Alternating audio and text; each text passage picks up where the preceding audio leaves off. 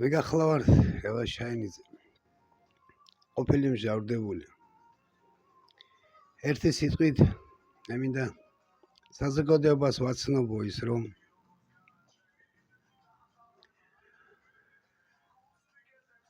მე 28 წელი ციხის კედლებში მაქვს გატარებული და ეს ლექსები ციხის კედლებში დავწერე ამ 28 წლიდან კი 19 წელი და 2 თვე უკანონო პატიმრობაში მაქვს გატარებული.